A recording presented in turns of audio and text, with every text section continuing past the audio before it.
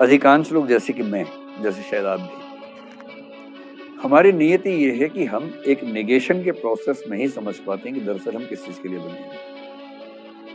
पहले मैं ए करूँगा, ए करके समझ में आएगा नहीं, ये तो नहीं है भाई, तो ए छोड़ दूँगा, फिर बी करूँगा, बी करने के बाद समझ में आएगा कि बी भी ठीक नहीं है, फिर सी करूँगा।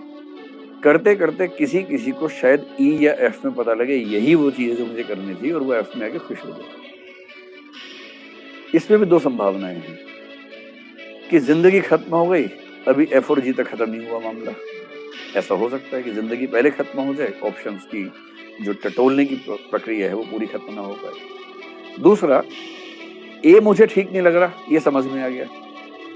पर ए में रहते-रहते मैंने अपनी ज़िंदगी के जाले ऐसे बुन लिए हैं कि मैं ए से निकल नहीं सकता हूँ। मेरे पास एक परिवार है, मेरी रोज़ी-रोटी बहुत ज़रूरी है, मेरे बच्चों की पढ़ाई ज़रूरी है। इसलिए मैं कई बार कहता हूँ अपनी क्लास में, आपसे भी कह रहा हूँ कि आप में से अधिकांश के माता-पिता, स्पेशली पिता, जो काम कर रहे होंगे उसको एन्जॉय नहीं करते होंगे। वो बहुत ही एलियनेशन के शिकार होंगे। एलियनेशन का मतलब है अपनी मूल प्रकृति से बहुत दूर चले जाना, कट जाना, आत्मनिर्वासन की स्थिति, अजनबीपन की स्थिति में आ जाना। पर वो मजबूर हैं, क्योंकि आपकी ज़िंदगी दाँव पर है, इसलिए वो अपनी रुचियों को दाँव पे लगाते हैं बार-बार। वो ज़िंदगी भर वही काम करते रहेंगे, जो वो नहीं करना चाहते, ताकि आपकी ज़िंदगी में असुरक्षाएँ पैदा ना हो जाएँ। इसलिए जब ये समझ में आ भी जाता है कि ये मेरी नेचर का पार्ट नहीं है, तब भी हम छोड़ नहीं पाते, क्योंकि वो आसान नहीं होता है। किसी-किसी को मौका मिलता है, जैसे मुझे मिल गया मौका। मैंने सिविल सेवाओं में कुछ महीने काम किया, समझ में आया कि मेरे नेचर का काम नहीं है। मेरे परिवार ने भी सपोर्ट किया, तो मैं रिज़ाइन कर पाया, वरना मैं कितने लोगों को जानता हूँ जो कब से कह रहे हैं कि रिज़ाइन करूँगा, नहीं कर पाते हैं।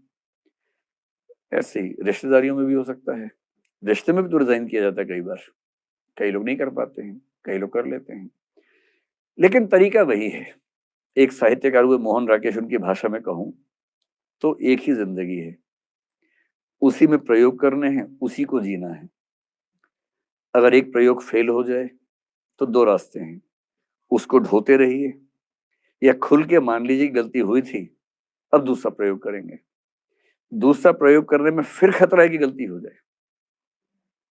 उसके बाद और साहसी होना पड़ेगा, क्योंकि हर व्यक्ति मज़ाक बनाएगा, सारे फूफा-मौसा इकट्ठे हो जाएँगे उस समय, कि हम तो पहले ही कह रहे थे, पागल आदमी है, ऐसा कर दिया, वैसा कर दिया।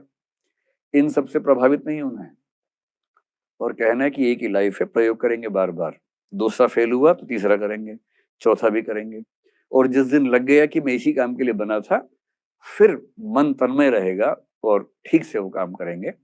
कबीरदास एक बहुत महान कवि हुए, उनको लेकर हम ऐसा देखते हैं कि कबीर ने बहुत सारी चीज़ें छोड़ी, क्योंकि उनको वो सुकून नहीं मिल पा रहा था जिसके लिए वो बने थे और अंत में भक्ति के रास्ते पर जाने के बाद ऐसा लगता है कि वो उस सुकून में आ गए, जिसकी तलाश उनको बहुत समय से थी और इसलिए हम कहते हैं कि यदि आप छोड़ने का साहस नहीं दिखाएँगे, तो आपको वो मुकम्मल दुनिया कैसे मिलेगी, जिसकी तलाश आपको है।